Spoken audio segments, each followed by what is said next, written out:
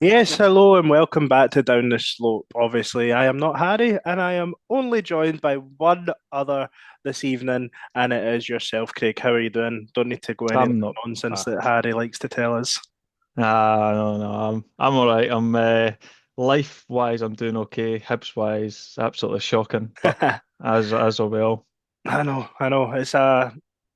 We were just chatting there, obviously, before we started, and I suppose it's like an acceptance and stuff. I don't know about you, like, um, I didn't, it didn't really hit how you would think it normally, like a bad defeat at home did. Like there is, I think, in that mindset of okay, this is just what we're at. This is where the club is just now, and you know, the, what is it Harry says? The bar's never been lower, sort of thing. You know what I mean? And yeah, like, I get what it means, and I suppose that's why I probably came away from it as not as angry as what you probably would have thought with such an abject performance. And look, it would only make sense to talk about the game first. We're recording this for so the listeners know when we're doing it. It's the back of seven on Monday night, so the statement's just been released from the club. So we're not going to be hypothetically talking about any changes, sort of head coach or anything like that. And we will come on to the statement, but take us back to Saturday. We've seen Ellie Yuan start. Everything else stayed much the same. How were you feeling going into the game? I was feeling okay. To be fair, I thought it was probably just about the strongest lineup at the moment that we could put out. Obviously, Yuan starting through the middle isn't probably ideal. He's much better out in the wing where he's got a bit of freedom and he doesn't have to do that role of Mhm. kind of taking the ball with his back to goal. I thought he looked a wee bit suspect on a couple of occasions for that. I think he'll clearly, the role he normally plays, he likes picking the ball up, facing goal, and be able to Yeah, have a bit of a run, whereas there's a lot more pressure on you instantly when you get the ball as a centre forward. yeah, But I wasn't too concerned, to be honest. Like, out with what I already would have been anyway, yep. by the lineup. The lineup didn't shock me really. In fact, I'm pretty sure I predicted it uh, for the match, pretty much what it was. Yeah, I think we were Uh, all sort of in a consensus agreement, really, if Cadden was fit, he would come in for Miller. The midfield would probably stay the same, and I suppose the only question mark really was if Dwight Gale was going to be fit to start. Obviously he wasn't, and I, I know we have conversations in the group chat all the time, and as I mentioned a couple of minutes ago, Harry, with his the bar's never been lower. I felt like that midfield made sense to go again. You know, I thought they'd done okay against Dundee United, especially in the first half, and I thought we could maybe try and impose ourselves on St Mirren in the first half, but unfortunately, sort of from the get go, really, St Mirren had their way with us in the first 45 minutes, and you know, not to summarise it as a whole too much, but I think Hibs were very lucky to go into the break just two goals behind. We did have one chance, really. Obviously, mm. Ellie Yuan hitting the post, which all sort of came from his own good work. But other than that, it was a pretty anonymous showing across the board, and the fans made their feelings known at half time. And before that, actually, one of my friends left as the second goal was scored. I've seen a lot of people leaving when the second one, and to be fair, I don't blame them because you're just going to be sitting there getting wound up for the rest of the Yeah, match. But it was poor. We were miles off them, absolutely miles off them. They looked sharper, quicker. Uh, we were sort of on our heels a lot of the time. I think the first goal perfectly sums that up. Obviously, Kwon just completely losing his man towards the front post. Shocking yeah, defending. It's really bad. Uh, but yeah, no, we were so far off them. Uh, and in a game that was so important to us at the context of where we are. To start a game like football like that is so bad, yep. so bad. We actually missed the first 5 minutes. We were a wee bit late in, but uh, from what I saw, it was just so poor, so poor. Yeah, it really was. Sorry, the dog has decided Still that she go. wants to be on the podcast tonight. No, yeah, it wasn't a good start from the get go. I didn't feel like Hibs imposed himself at all. And yeah, it just wasn't the way that you. I don't know. I thought that we would try and come out and start fast, and you know, try and be on the front foot, and maybe that's stupid. You know, maybe that's hope more than actually just looking at what's happened over the I last. know it's weak though, isn't it? It Yeah, is weak in a game like that. They should all be coming out fired up, and and really try and take the game by the scruff of the neck Yep. and really go for it. Because it's not like, oh, we're coming out and expecting Hibs to play fucking unbelievable Yeah. football or anything, but a wee bit of intensity, a wee bit of aggressiveness, both in the press and your defending and going forward as well. Like, let's really go and try and win this game. But instead, it was kind of come out on the back foot, a wee bit lethargic, Hmm. and just a half a yard off St Mirren. Every pass that they were making, we're chasing shadows. And I don't think St Mirren were fantastic or anything, but I don't think they had to be fantastic to put two goals past us. And probably, if they'd really put the foot down, they probably would have been going and getting more. I think they'll be slightly maybe disappointed in the first half. Not that they missed and created loads of chances or anything, but I think probably there was more goals for them Yeah. there for them because we were so weak. Couple good moments, I think, as well. They had sort of, I remember one, was it, I think, who would have been on the left? Was it Greg Kiltie has the time to win a header free unopposed, and the guy has a shot that I wouldn't even say we do well to block it. It's a bad shot, but the first goal for me sort of just summarizes the first half perfectly. The midfielder has too much time to be able to pop out to Tanzer, who's got all the space in the world because Boyle doesn't track him, sort of comes inside, gets caught ball watching a little bit, too slow to get out, and McMenamin just drifts off Kwon, and that's not the first time we've seen that from Kwon this season. I think he Yeah. done it on his debut. Was it against Dundee as well? He's done like Motherwell for the throw-in as well. He Yeah, looked, it's an interesting one because I was thinking about this with Kwon. I'd seen one of a St Mirren fan on Twitter during the week, sorry, over the course of the weekend, saying that he looked like a sort of shadow of the player that they had last season, and that he looked like he wasn't up for the fight, which was like the total opposite of what they seen from yeah, him last year. And it made me think that, do you remember when he came in, we thought he was going to come in and be like our aggressive number six midfielder, and it's yeah, like, where is that? Do you know, like it's just not. If anything, I think he looks more effective in and around their box than he does at in our box, and just really letting the side down there, not tracking the runner. And it's just such a simple goal from a St Mirren point of view. One ball out, a ball to the front post, and it's a fine finish. It's just perfectly summarises that first half, and then the second goal for O'Hara or had a really poor game up to that point. Looked really uncomfortable on the ball. yeah, Anytime it came near him, he wanted to get rid of it straight away. And lo and behold, when he tries to take a touch and do the right thing, as I was screaming in the stand as it came to him, I literally was like, "Take a touch." Takes a touch, stuck under his foot, falls over the ball, and then looks like he's towing a caravan trying to get back in on the boy. Ekpateta doesn't come over to cover. They're sort of too concerned with trying to cut off the passing lane, which I understand. And the goalkeeper, it is a pathetic shocking. attempt at saving a shot. And again, probably the first one. I don't know if that's individual errors because there's two or three people. It's such an easy goal to score it against us. But the second one, just another prime example of the goals that we're conceding this season, where players are just making far too many mistakes. And the goalkeeper has to hold his hands up just as much as the centre back does, in my opinion. Just really, really Yeah, poor. I mean, his job is to stop the ball going in the back of the net. He's the last line of defence. Sometimes in football, you need to rely on a goalkeeper to make a couple of saves, Mhm. and he's just not doing that. To be fair, I think it was Harry, maybe. I can't remember if it was the one I was arguing a number of weeks ago. Was it maybe the Motherwell game? It was. They need a post shot, and Harry was Yeah, going, "Oh, he just goes," or maybe you and Harry, I can't mind who it was, but they were saying, "Oh, he goes down too quickly in shots." And I think the one at the weekend uh, was probably much the same. He goes down far too early. yeah. It's like he's across the other side of the goal on his side, and then just tries to leave a sort of lazy leg there. I'm like, It's mate, just stand up, save the ball. again, not a goalkeeping expert, but like he isn't a visibly imposing goalkeeper, and it feels like when it comes to one-on-one situations and shots in general, he makes himself smaller, and Yeah, it just doesn't exude confidence at all. It does feel to me that if a shot is on target from within the box, it's going to be a goal. And yeah, I know he has made a couple of good saves. He made a good save at Ibrox with a header, a good save at Ross County.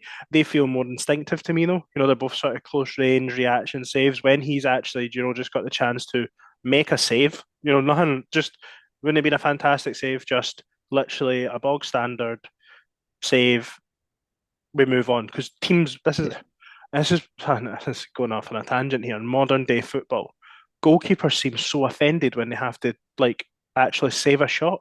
You know, like they go mental at the fact that a shot's even been allowed Yeah. to get hit on target. Well, just save it. Like you are that is what you're paid to do. Just so poor. And obviously that was that it wasn't right at the end of the first half. There was definitely that chance I spoke about earlier that then led to that. But at half time there was a overriding feeling in the ground that there was no chance Hibs were getting back into that game, Craig, and you're sort of feeding the worst at 2-0 down, aren't you? Yeah, I've given up. I've given up at that stage, to be fair, as soon as we went 2-0 down. I mean, I stayed right until the end, but in my head, I was like, this game's gone now. If a miracle happens, we can get maybe a draw out of it. But St Mirren just looks so much better than us. And obviously going into the second half, you're hoping, kind of even the way things are going, still half expecting that kind of lift going into in the second half. I was actually Mm-hmm. speaking to a St Mirren fan who I play football with, and he was agreeing. He was like, when we were 2-0 up there in the second half, you're expecting, even though Hibs are shite now, you're still expecting there to be Something. like a back, like a reaction, and then it's going to be back to the wall for a bit for some minute, and they're going to have to work really hard, and then maybe we get a goal, and there'll be a wee bit of a bounce out of the back of it. Yep. But there was just nothing. We made obviously, I think we triple sub at half time, and to be fair, I thought they were probably the right subs. You could have taken really anybody off, I suppose, goalkeeper included. Uh, and I thought th those players played okay when they came on. I mean, Gale was anonymous. I think he came Oh on at yeah. halftime. No, he was Uh, just after the halftime was that subs were Levitt, um, Bashiri, Bashiri, and Cadden. Nicky Cadena? So I would say two out of the three subs have had an impact. I don't think Bashiri had a great deal Yep. to do, to be fair, in the second half. Uh, I thought Levitt was quite handy on the ball. Don't think he was fantastic, but I thought at least he looked like he knew how to play a pass and sort of started to lead the game a wee bit from a Hibs point of view. Uh, Nicky Cadden, he was okay. He Yeah. was all right. I found Obviously, it. maybe gets us at the end, but This is there was just no reaction. It was just weak and fucking poor, just it was shit. easy for St Mirren. You know, Yeah, like this isn't. they were comfortable defending. Never really felt like there was going to be any moments of trouble for them. We just played it right in front of them. They were happy to let us have the ball because I think they probably knew Yep. deep down that there was nothing we were really going to do to break them down. Yeah. So obviously David Gray said after the game, I've only listened to his one night on, with the radio. I've not listened to the one that sort of went through the official club stuff, but he spoke about how bad the first half was and felt we were better in the second half. I didn't agree with him really at all. I thought we were really poor still in the second half. I think you were playing us at mid inside that were happy to sit in, and all credit to them for that. It's not a criticism at all. They still carried enough of a threat on a counter attack, to the point that obviously at 2-0 and before the missed penalty, they hit the bar and Gogic Yeah, misses from 2 yards out. Like I don't think and this is probably the first time that I really, really massively disagreed with sort of what David Gray said after the game. I didn't see the positives at all at any point in the game. Really, I no, thought it I was don't think there such was, to a be honest, mate. such a nothing performance from Hibs in the second half. Levitt came on and moved the ball about well. However, again, you're playing as a deep line midfielder against a team that aren't really engaging higher up the pitch. Like Yeah, they were and, awful at that, weren't I'll give him his due for doing that, which is more than what any of the midfielders done in the first half. But again, I'll go back to what Harry says. Bar's never been lower. Do you know what I mean? Like, I'm not they? looking Yeah, at yeah, what yeah. he done in the second half and going, "Oh my!" Like, Levitt has to start every week because it was. I think there were still examples in the second half on why Levitt can't play, especially as a deep line midfielder. A couple of times, he just got ran over. Yeah, Basically, he it's doesn't not. move very well. Yeah. And then, 60 odd minutes, Hibs get the penalty. I've got to be honest, I didn't think it was a penalty. I thought it was a dive. Yeah, same. Seen the replays back, and to be honest, still not Ewan, convinced. It's a dive. It's a definite dive. Like as I said, literally as soon as he done it, I turned round to my brother and Harry's dad, who were sitting with, and I was like, "That is exactly how Boyle dives every single Yeah. time. Like it just looks like a Boyle dive." Mhm. And yeah, I've seen it back. It's a dive. It's not a penalty. I don't see how it was a penalty. The ref took his time, and actually the way he sort of walked over, I thought he was just going to book him for diving. VAR check is going on. Nicky Cadden has the ball in his hands, hands it to Martin Boyle, and I don't want to speak on behalf of everyone inside that stadium, but I, for one, had no confidence in the fact that he was going to score. I had visions of Livingston away under Jack Ross, when we lost 2-0 and he just about hit out the stadium. And That was good. I was expecting another one of them, to be honest. Yeah. I thought the guys up in the famous five upper were going to have to get the hard hats on. What we got, in my opinion, was worse. The It tamest was, penalty I have ever seen since Hibs' last penalty. I was going to say Miko Ibrox is literally the same. To be honest, Nicky Cadden's penalty later on was no better. That was just as bad, but it's just to keep the dive the other way. Aye. I was going to give Cadden maybe some credit when I seen it back. It looked like he looked like for the whole way he was maybe going to like drill it the other side, and then Maybe his it looked body like he hit language it throws like the goalie. awkwardly and maybe put it the other side. Like, but just the penalty was pathetic. And it summarised Martin Boyle's game. I was on record on here saying that I still felt that Hibs are more of a threat with him, with him in the team. But I think we've seen enough this season that it looks like his pace is gone. You know, he was never a tricky winger in the sense. You know, he was never. His trick one on one was to just knock it past you really and run. Yeah. He's constantly trying to come inside now to sort of give himself that option of numbers in the park that a competent defender managed, you know, to really just see him out of the game, and that was perfectly encapsulating the performance. That penalty, then he quickly got subbed off after, um, which sort of tells you everything you need to know for considering he got hooked for Harry McCurdy. Mm. Um, yeah, not good vibes, not good vibes at all. Not a whole lot happens again. The game is just petering out. I'm halfway down the stairs in the east, and Hibs get another penalty. Nicky Cadden scores it this time, Craig. Do you have any inclination that we might get back into the game at that point? Not really, no. We were ripping Nicky Cadden for when he was running back, like he's trying to G the fan, like the 35 fans that are left in the West Stand up. Uh, fucking, I mean, why football teams do this, I do not know. So St Mirren have been so comfortable in the game, and instantly, as soon as they kick off after we scored, you just seen the panic setting through them. They fucking lump it right back to us. I was like, what are But you doing? we did the same thing after Dundee United's goal the week before, free kick off as well. Oh, keep the ball, pass it about, and just do what you've done and rip us for the other 2 minutes or whatever that was going Yep. to be left in the game at that point. Uh, they give us the ball straight back, and obviously you actually felt a wee bit of a lift, and it was like, holy fuck, go forward, obviously get the goal, and see when that goes in. I've never laughed so hard in my life at a Hibs game. Genuinely, I was like in between being delighted, obviously, but I just couldn't stop laughing because at St Mirren, I was like, "How have you made an arse of this, lads? Like that is that would have been the absolute cock up of all cock ups to fucking lose that 3 points from there." But obviously, I mean, I don't know why it took so long seeing it back. 'Cause Gale's about 3 yards offside, and it I know. clearly smacks him.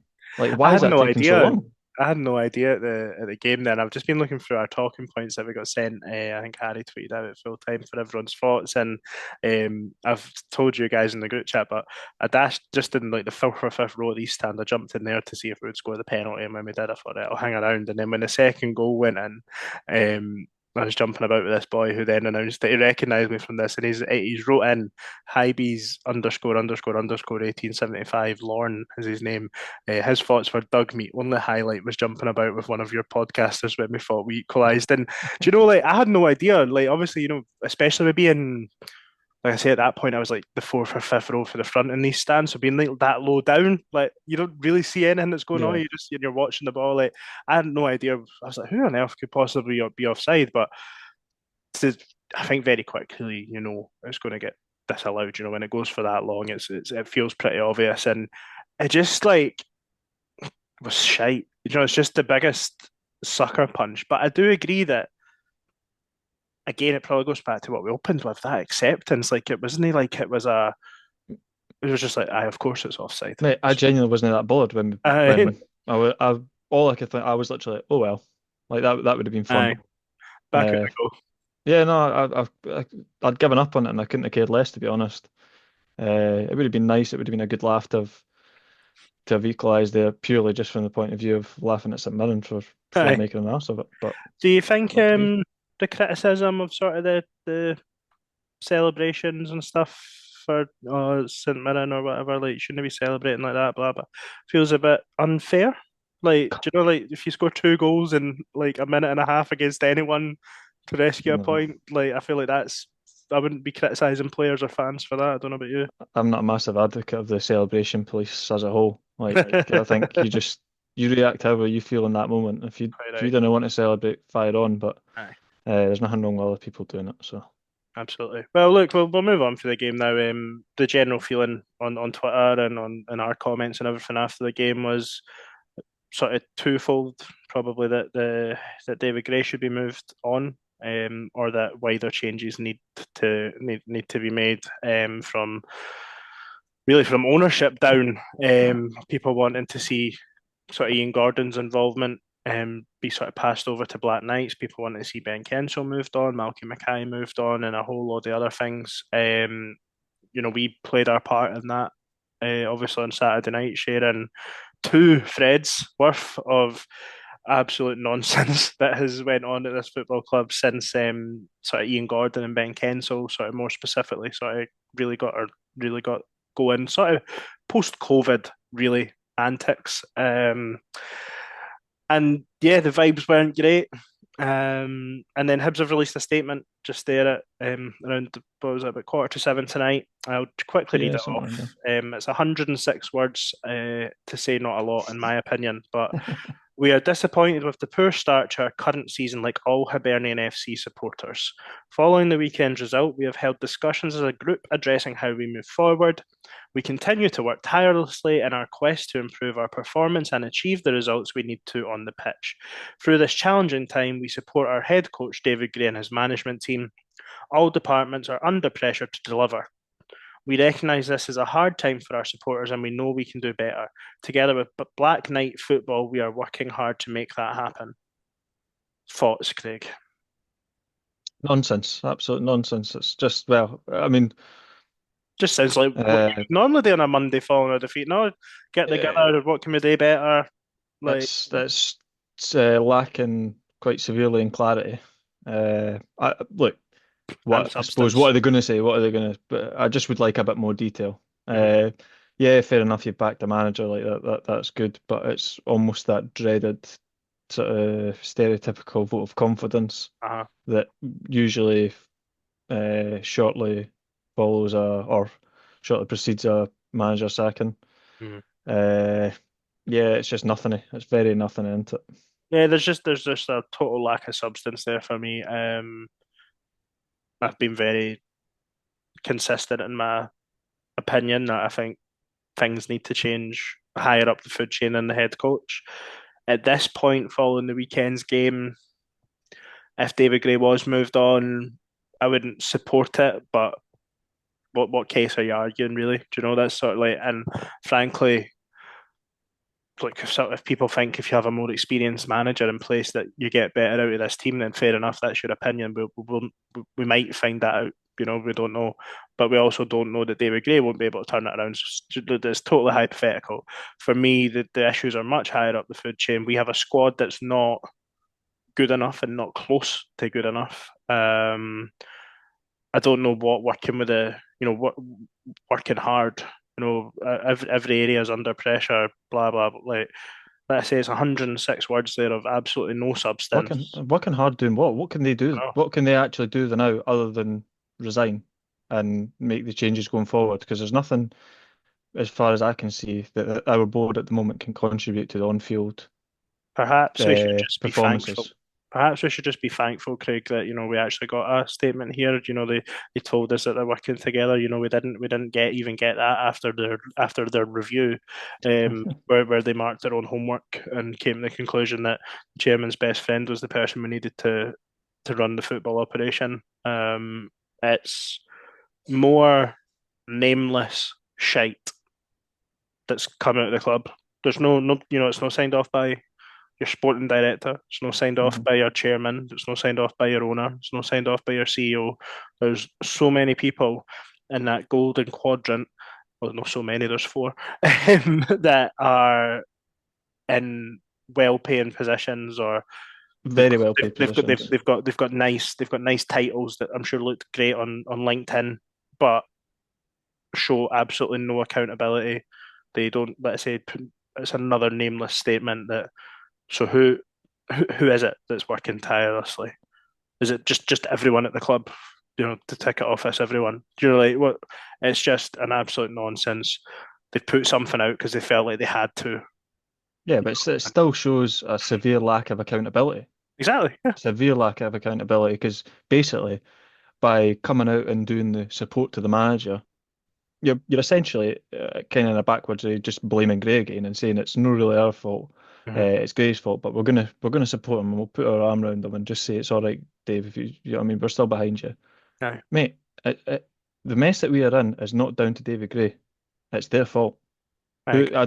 I don't know the specifics, and we're not going to name any specific person. Obviously, I know plenty of people have an opinion on it. But I'm just going to say the board as a whole, Mhm. like this is on you. This mess that we're in is not because of one manager or even two managers or even the last three managers.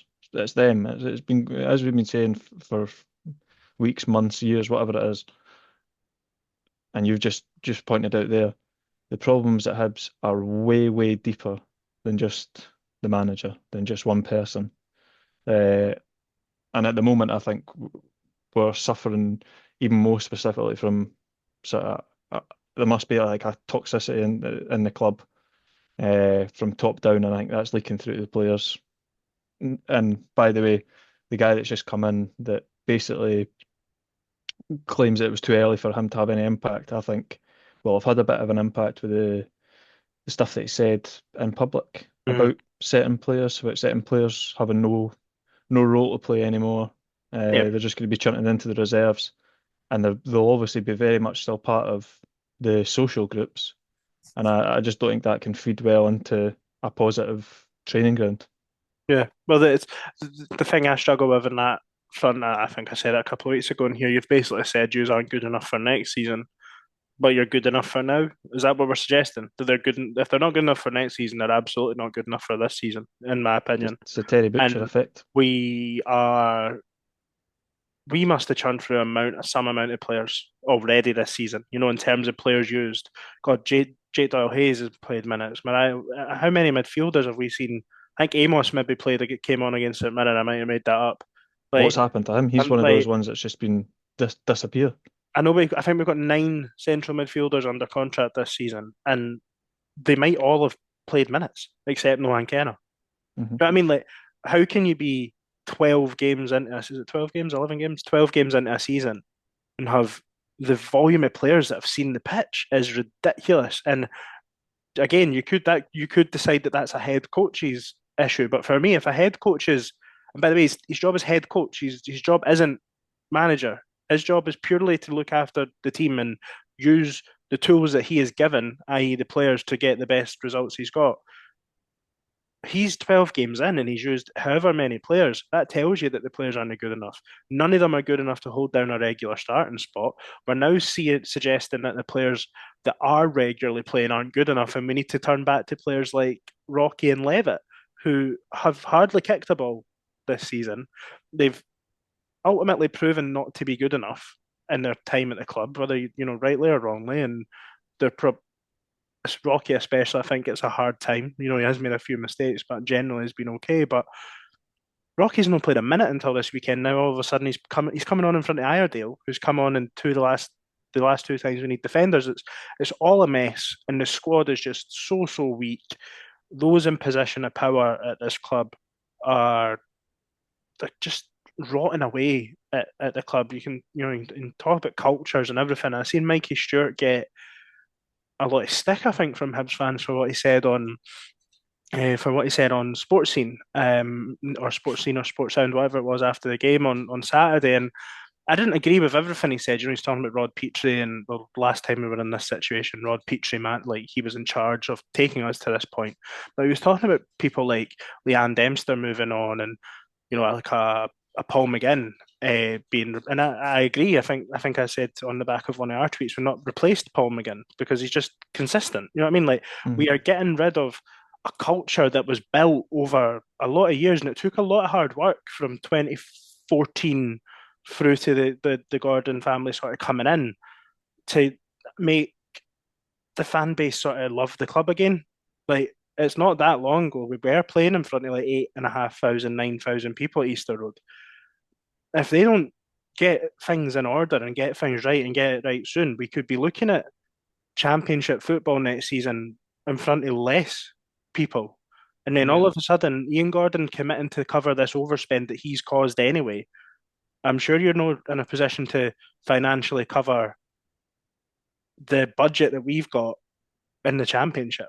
We're was it 80% of wages to turnover ratio currently in the Premiership. Shocking. You know what I mean? 81, I think. Never mind being in the Championship. And it's rotten from the inside, and it's feeding through everything. Fans are angry.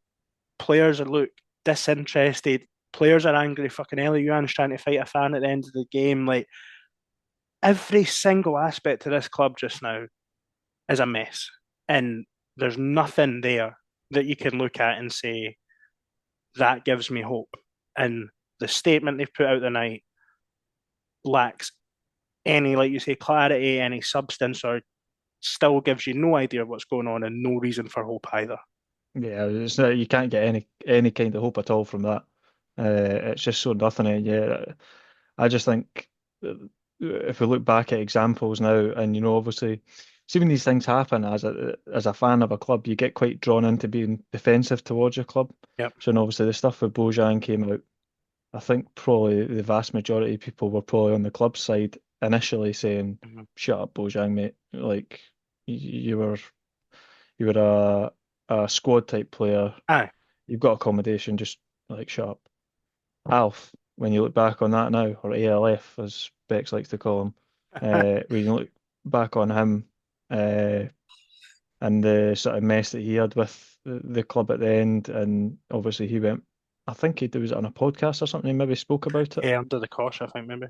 Uh, and obviously all these examples when you add them up, and the Lewis Stevenson and Paul Hanlon one that Mikey Stewart was talking about on Sports Sound, the Rob Petrie stuff. You add all these up and you're going, hold on a second, there's a real culture at this club.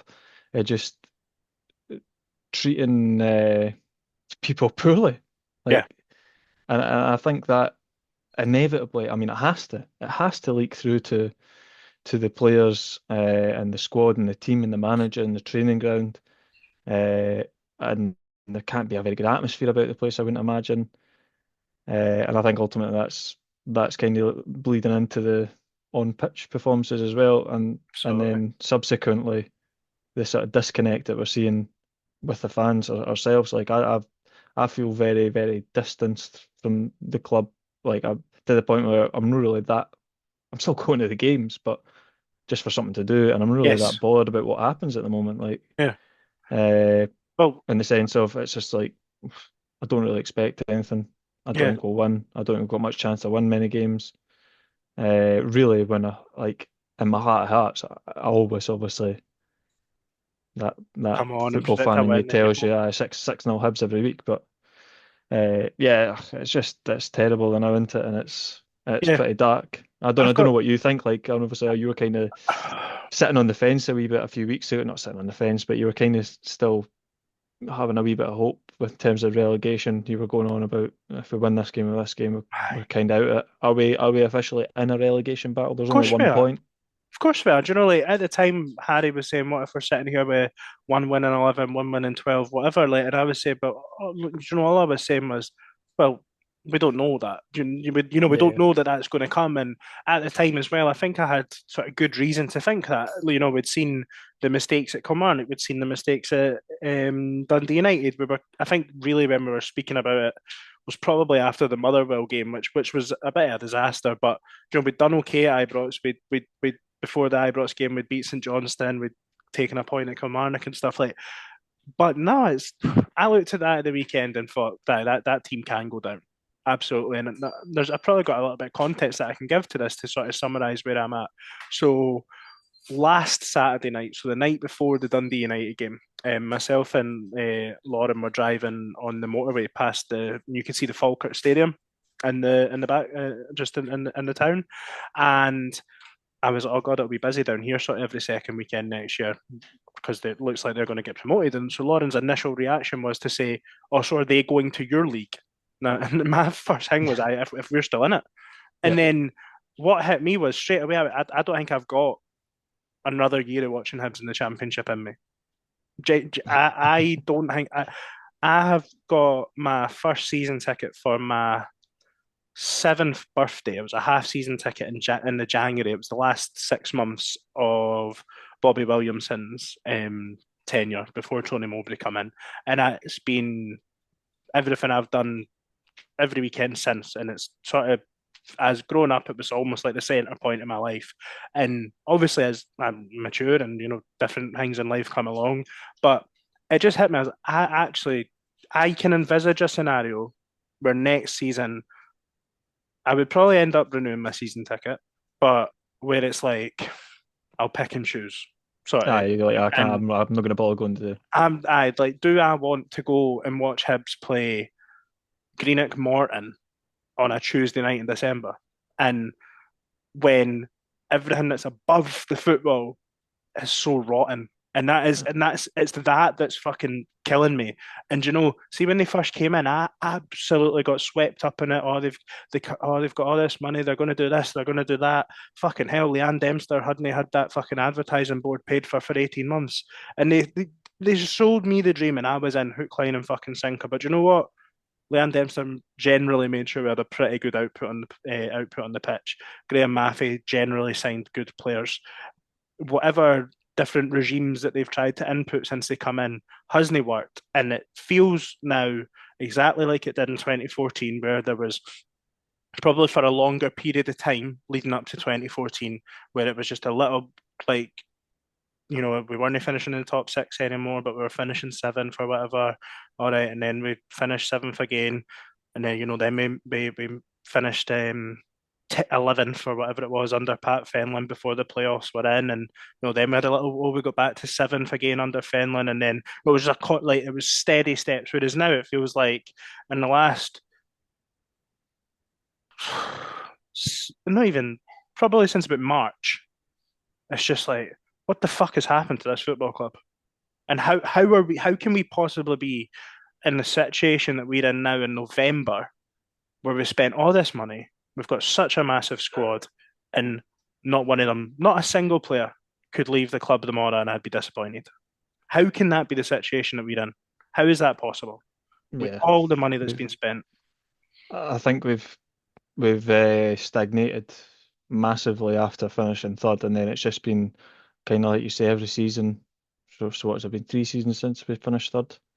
We had like a seventh, a fifth, and a Yes. seventh, or something along those lines. Yes. Uh, we've stagnated and started to just dip off, dip off, dip off, and then now fucking spiraling. We've dropped off a cliff Yep. this season. Obviously, I don't think the squad was too much worse than what it was last year, but it was poor last year as well. Mhm. What we finished eighth or ninth or something last year. 8-5, 8-5. Uh, Finished eighth last year, and the squad's, regardless of it being massive worse or not, it is worse. And naturally, if you have a worse squad than where you finish, you're going to finish below that. We've And got at the bad, moment, we're yeah, going there.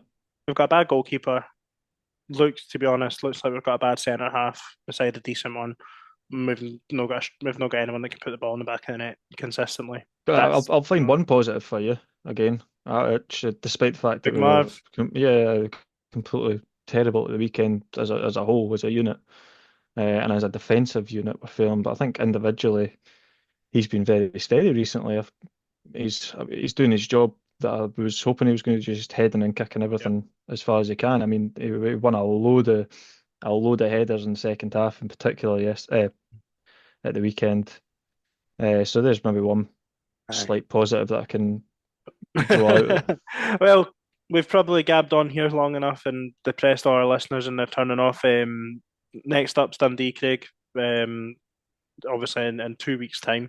We won't record next week unless something drastic changes between now and then. On the back of the statement, is it one of them now that you go, well, David Gray has to win that or he's out, or is the statement he's got more time and well, still we need wins obviously, but You need to win every game, don't you? So it's when you're in a yeah, situation like this. Every game for us since probably what Motherwell, I would say, is you're going into every game saying, right, this is a must win, this is a must uh-huh. win. Obviously, at the weekend, St Mirren, that was the definition of a must win. We've not won it, and that's why there's such meltdown at the club. So Yeah. who fucking knows? Dundee away. I'm going. I've already bought my ticket. Like the fool I am. It's going to be my brother's first time at Den, so that's actually why we're going through. Ah, To be nice. fair, It'll be a good one. uh, Half five, and this is the thing, like 5:30 on a Saturday. See if we'd won on Saturday, there'd be so many, like thousands of yeah, Hibs fans there. But I won't be there. I am on a Christmas night out in Glasgow. lucky you. So there'll be maybe be in a pub or something that I can catch the game if it's on. That sounds so good, by the way. That sounds so good. It's actually I say a Christmas night out. It's so I think we're meeting at about 10 o'clock in the morning at Queen Street. And we're going to Bongo's Bingo, but like an afternoon session, so it's like a half 12 Yeah. kickoff there, I think. So we'll pile into that, and I think we're going to a bar or something. Don't know if there'll be. Hopefully, there's TV screens with a Hibs game on it. If not, I'll re-watch it very hungover on Mate, Sunday. Danny, just Just enjoy your during night the out. day. Do not watch the Hibs game. I guarantee, just don't watch it.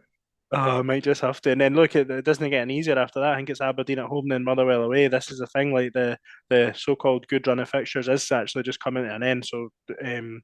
it doesn't matter who we're playing. Hibs need to pick up points. But David Gray appears to have the trust of those above him. I do think a little bit of that's probably just them not wanting to. They're trying to save face a little bit as well. Do you They're know? shite bags. As soon as That's they the bottom line. as soon as they get rid of David Gray, which I have to be honest, I think now seems an inevitability. I know I don't like it, but it'll come at some point. I'm sure. I don't think that we're going to be fantastic for the rest of the season, regardless. And whenever they do it, it'll just be an acceptance that they've made another mistake. And their new golden child in Malky Mackay, showing that he's made a mistake with his first appointment as well. So even there, we try to end on a positive, but we're going to end on a negative. But can I get a very, very quick 10 days in advance score prediction for you? 3-1 Hibs. 2-0 Hibs. Happy days. Cheers, buddy. Speak to you next time. Cheers.